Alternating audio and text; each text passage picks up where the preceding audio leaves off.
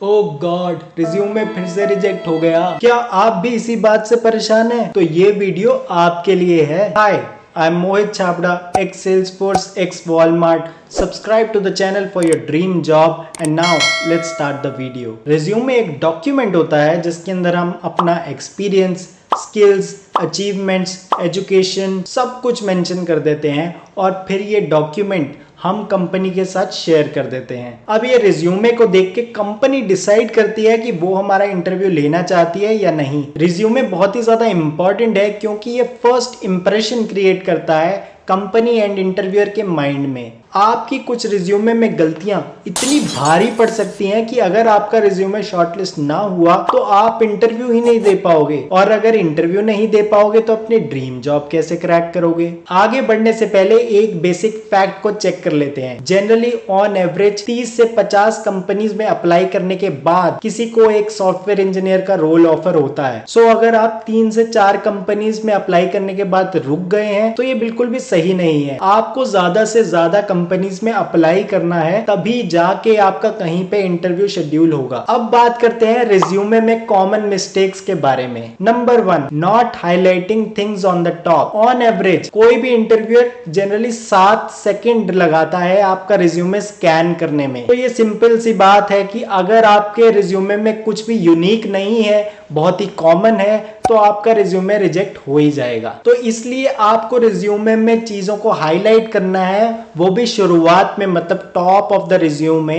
ताकि आपका resume impressive लगे। जैसे कि अगर मान लो आपने किसी बहुत ही अच्छी कंपनी में काम किया है तो आपको उसे टॉप पे हाईलाइट करना चाहिए अपने एक्सपीरियंस के साथ। या फिर अगर आपका कॉलेज बहुत अच्छा है या फिर आपकी कोई स्किल है जो इस कंपनी के साथ मैचिंग है, जो इस कंपनी को चाहिए। सिमिलरली अगर आपकी कोई अचीवमेंट है, जैसे आपने कोई पेटेंट किया है या आपका कोई रिसर्च पेपर है या आप कोई हैकाथॉन जीते हो या ऐसी कोई भी चीज, तो आपको उसे शुरुआत में दिखाना है कि उस पे नजर जाए इंटरव्यूअर की और आपका इंप्रेशन अच्छा बने। तो सिंपल टर्म्स में बोला जाए, आपके बारे में जो जो अच्छी चीज है जो आप हाईलाइट करना चाहते हो वो टॉप पे होनी चाहिए, वो इंटरव्यू को सबसे पहले दिखनी चाहिए। सिमिलरली अगर आपके रिलेटेड कुछ खराब चीजें हैं, जैसे मान लीजिए आपके एग्जाम्स में नंबर कुछ कम रह गए, तो ट्राई कीजिए उसको बॉटम ऑफ द रिज्यूमे में रखिए, या फिर आप ये भी कर सकते हैं कि उसे रिज्यूमे के पार्ट मत बनाइए। नंबर 2, टाइपोज और ग्रामेटिकल मिस्टेक। ग्रामर के रिलेटेड मिस्टेक्स बहुत ही खराब इंपैक्ट डालती हैं इंटरव्यूअर के माइंड में। ये शो करता है कि कैंडिडेट केयरलेस है या फिर सीरियस नहीं है इस अपॉर्चुनिटी के लिए। शायद आपने वो क्लिप देखा होगा शार्क टैंक में,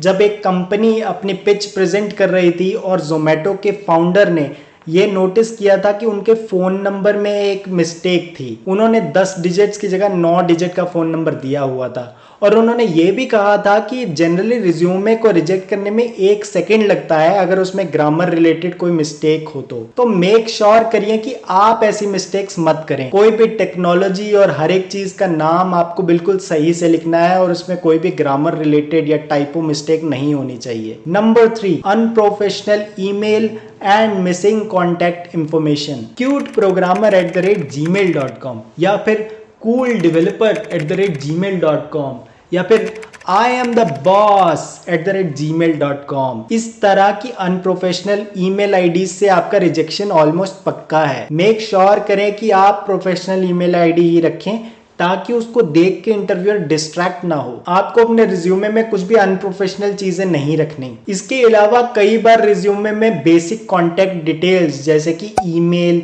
या फिर कॉन्टैक्ट नंबर ही मिसिंग होता है। ये प्रॉब्लम है क्योंकि एचआर आपको कॉन्टैक्ट ही नहीं कर पाते। तो मेक श्योर करिए कि आप अपना phone number and email ID resume में जरूर मेंशन करें। इसके अलावा अपना लिंक्डइन प्रोफाइल का यूआरएल भी जरूर ऐड करें अपने रिज्यूमे में। अगर आप गिटहब, लीडकोड, हैकर रैंक इन सब चीजों में भी एक्टिव हैं तो इस तरह की चीजों के यूआरएल भी आप ऐड कर सकते हैं अपने रिज्यूमे में। एक और कॉमन मिस्टेक ये है कि रिज्यूमे काफी लेंदी होते हैं। आपको ये समझना होगा कि कोई भी इतना सारा इंफॉर्मेशन नहीं पढ़ेगा, तो आप मेक श्योर करिए कि आपका रिज्यूमे 1 से 2 पेज के बीच में ही हो। मैं जनरली प्रेफर करता हूं कि रिज्यूमे 1 पेज का ही हो, पर अगर आपका रिज्यूमे में बहुत सारा डेटा है तो आप उसे मैक्सिमम 2 पेजेस का रखिए। Number 4, missing numbers and action words. जब भी हमने कुछ काम किया है तो उसे वर्ब या एक्शन वर्ड की फॉर्म में रिप्रेजेंट करना चाहिए। For example built this project या फिर क्रिएटेड दिस या फिर डिजाइन दिस, ऐसी वर्ब्स या एक्शन वर्ड्स को यूज करना जैसे बिल्ट, क्रिएटेड,